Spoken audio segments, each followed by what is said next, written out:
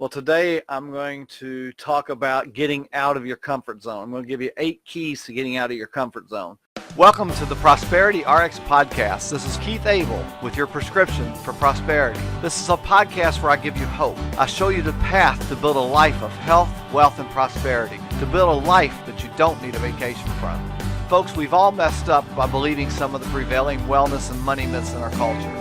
The turning point in your life, however, comes when you're willing to own up to it, to take your health and your finances into your own hands, to claw your way out of whatever's holding you back and never live in that lie again. Let me ask you, what good is your wealth if you have poor health? And what good is your health if you have no wealth? If you're willing to own up to it, to accept that you do have the power to change your circumstances, and that you're willing to do whatever it takes, then this podcast is for you. Humorist Josh Billings said, "Health is like money. We never have a true idea of its value until we lose it." You truly can change your life and start on the true path for good health, financial peace, and prosperity. So let's get on with the show. And, we're going to discuss getting out of your comfort zone, because your success actually depends on you being able to step away and step out of doing the usual, what you've gotten comfortable with, and stepping into something new. The scariest and at the same time the most rewarding thing that I ever did had to do with the very first time that I decided to step out of my comfort zone and to just go all in a completely new direction in my life. It was in 1989. Up to that point, my professional life had been centered around marketing. Starting in my junior year in high school, I worked in retail sales, to my very first corporate job with AT&T in the business marketing department, to even the part-time side gigs that I was doing back then in telemarketing, and even my first venture into my own business ownership was in the insurance and financial services industry. Everything that I'd done from that point was all had to do with marketing in one way or another. But this was in 1989, with my wife and my brand new daughter in tow. I took a leap of faith. I decided to step out of my comfort zone, to enroll in college. But I didn't pursue a degree in marketing, which probably would have made sense because of all my experience up to that point. Instead, I jumped into a science-based program. And up to that point, science was never a part of my education beyond just the bare minimum that I got in high school. I mean, it was just very minimum. If you look back at my high school transcripts, while I was a decent B student, science was always one of my worst subjects. I mean, it was the subject where I got my worst grades. I mean, in chemistry in high school, I actually got a D. And here I was choosing to burn the bridges behind me and to do something where chemistry was a major part of the university studies. My high school curriculum had been in marketing and in mathematics, and I was good at both. But here I was leaving the field that I knew so well and walking away from my job and committing to a chemistry-based 6-year university curriculum so I could become a pharmacist. And you know what? It was the best decision I'd ever made. It was the most rewarding thing that I'd ever done up to that point. And it was the most difficult thing that I'd ever done in my life as well, because I made such a drastic leap in faith about myself. I now know that because of that drastic leap of faith and how much success I had with it, I now know that I can do anything that I set my mind to. And ever since then, I've made the decision on multiple occasions to step outside of my comfort zone, to learn new skills and to gain new experiences. Personal growth and development has been a major part of my life ever since. And I'd argue that the most pivotal step in maximizing personal growth is leaving your oh so loved and your deeply adored comfort zone. As soon as somebody finds the strength to recognize that the path that they need to take to exit their comfort zone and act upon that realization that their potential grows at that point, it grows exponentially. To lead a life that does not challenge expectations, or to lead a life that doesn't challenge your beliefs, is to lead a life that's devoid of greatness. And if that statement offends you, then I suggest that you reflect on what factors in your life are that you perceive as mechanisms of self-protection. And at the same time, recognize that they're holding you back from confronting an obstacle and a challenge or a goal, holding you back from growth. Taking time to reflect on how we limit ourselves, whether it be socially, physically, or in our careers, can allow us to develop plans to push ourselves into the difficult, but at the same time, most rewarding actions that will elevate us to a new level. By taking small steps outside of our comfort zone to reach certain goals each day, you'll find ways to overcome.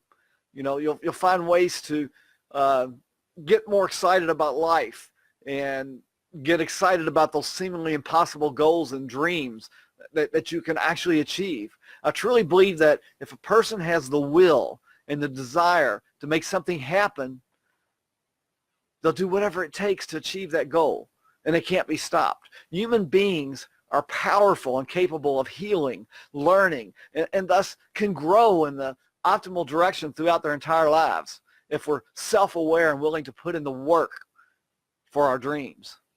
The less time that we spend complaining or just thinking about what we should be doing, and the more time we spend being the person that we desire to become, the more success we're going to find.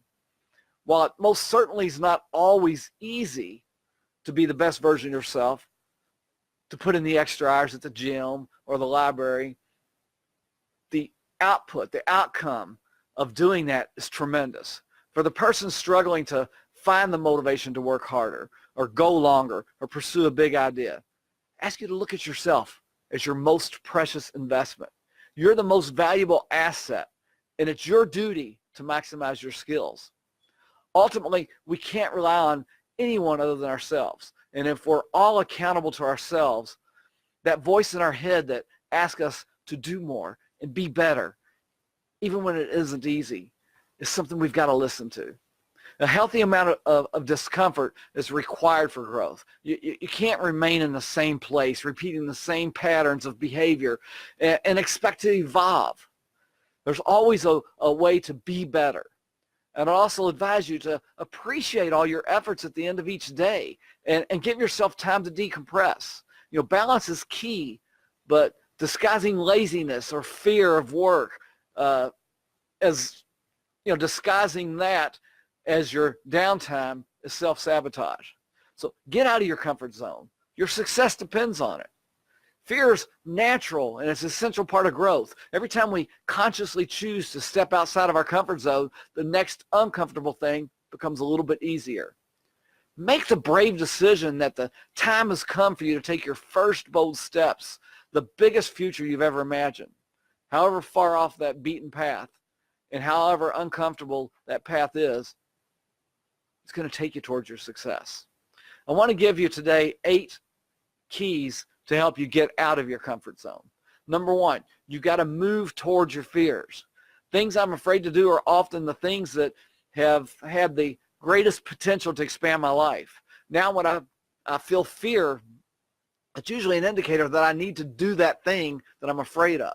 If you're not ready to take the big leap, take baby steps. You got to start somewhere. Making a commitment to lean into it each day has been really uncomfortable at times for me, but it's also been responsible for a lot of the great memories and deep level of personal satisfaction. It can also contain opportunities for both personal and professional growth. Number 2, take it one step at a time. You might think it sounds less ambitious, but moving out of your comfort zone doesn't happen all at once. You've got to take time to evaluate where you are and plan where you want to go next. And then you've got to take a step into that new direction. That's how you develop momentum and keep yourself moving on to the greater opportunities and further get out of your comfort zone. Number 3, you've got to allow yourself to be vulnerable. You can play it safe and always do the predictable thing, or you can push the envelope a little bit and go for maximum growth. Moving out of your comfort zone is bound to make you feel a little exposed at times. That's a crucial part of the process. You're going to feel afraid. But moving forward, even while knowing that failure is a possibility, helps you set new and higher bars for your goals and move you into your zone of courage at that same time. Number 4, find a role model who overcome the big hurdles that you want to overcome. Getting out of your comfort zone is easier if you know somebody who's paved the way and learn from them. Having a role model and a mentor is something that I've done for many years now as I want to grow and expand my life. Number 5, create major concrete goals and then break those down into little incremental ones. The most important benefit of setting a goal isn't achieving your goal. It's what you do and the person that you become in order to achieve that goal. That's the real benefit. Goal setting is powerful because it provides focus, a laser light. It shapes our dreams. It gives us the ability to hone in on that exact action that we need to perform to achieve anything and everything that we desire in life. Goals are great because they cause us to stretch ourselves and to grow in ways that we've never done before. In order to reach our goals, we've got to become better. Life is designed in such a way that we look long-term, yet we live short-term. We dream for the future, and then we live in the present. Unfortunately, the present can't produce it can produce a lot of obstacles, a lot of things that get in our way. But setting goals provides long-term vision in our lives. We need powerful, long-range goals to help us get past those short-term obstacles. Fortunately, the more power that we have in our goals, the more we're going to be able to act on them and guarantee that they'll actually come to pass at some point in our future. Number 6, you want to get over your intimidation and hang out with people that are more successful than you are. And that's, again, it goes back to having a mentor. Just think about when you play golf with tougher golfers, or my favorite sport is bowling. When you bowl with people that are better than you, or you play tennis with people that are better than you, we're going to get better. We may not achieve the same level of success that they are, but just the fact that we're with those people will help us get better in what we do. If we hang out with the low-scoring friends, the low-scoring bowlers in my case, you're destined to remain mediocre because you see their success and you want to emulate the success of the people that are around you. Number 7, make friends with people that are outside of your industry. Hanging out with someone whose work is completely different than yours offers a great opportunity to learn about new things, get a different perspective, and increase your circle of influence. And then number 8, become a mentor. An executive can mentor a mid-level business person. That's what we expect. But a college freshman can also mentor a seasoned professional. I mean, just think of all these college kids that know how to use social media. They can become a mentor for somebody that's more seasoned than them. So anybody can become a mentor. Everybody's got something that they can offer and at the same time learn themselves. Mentoring gives you confidence. It makes you feel good and puts you in contact with other people who can become your mentors. Remember to always keep your mind open to change. Dale Carnegie advises to welcome it, to court it. It's only by examining and re-examining your opinions and ideas that you can progress.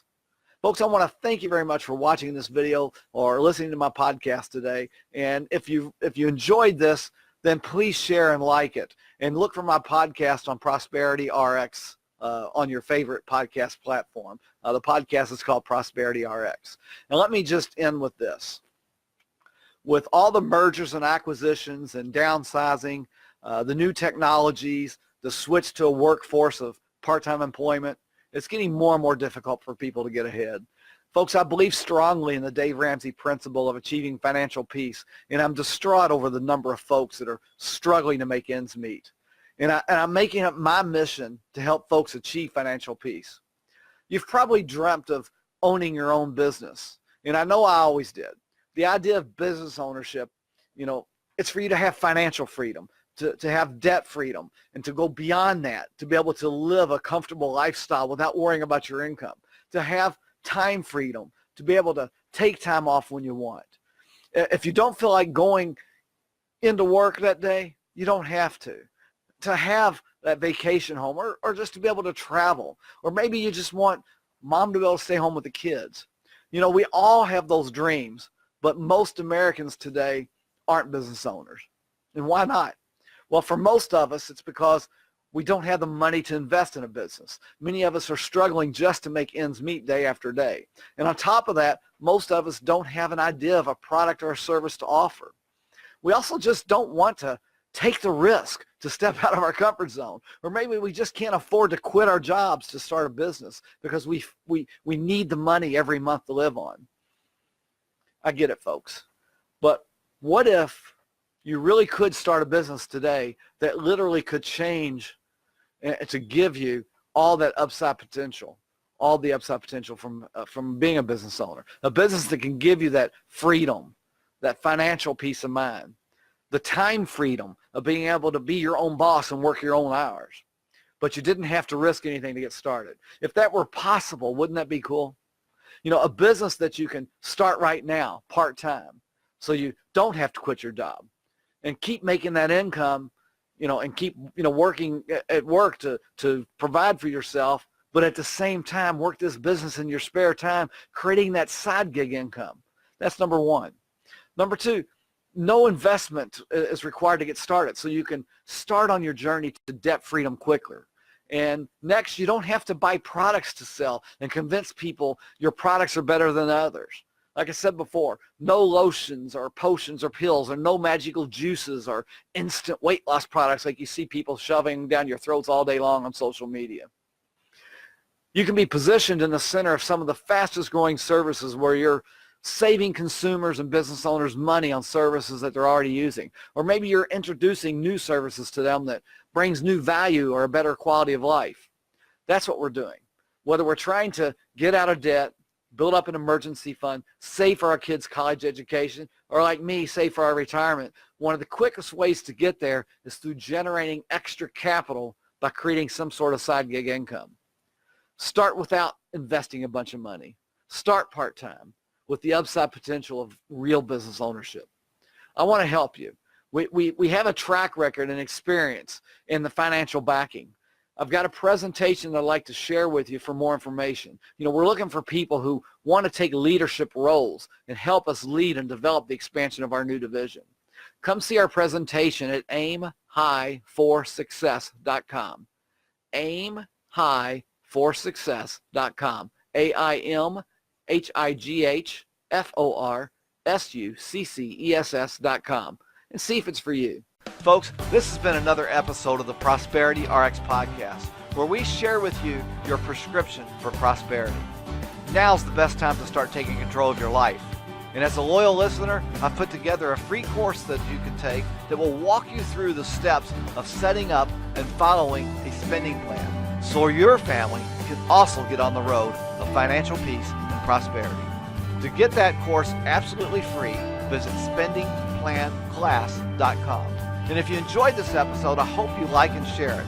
And in future episodes, I'll be covering many topics to teach you how to improve and to take control of your health, as well as topics that encourage savings and debt freedom.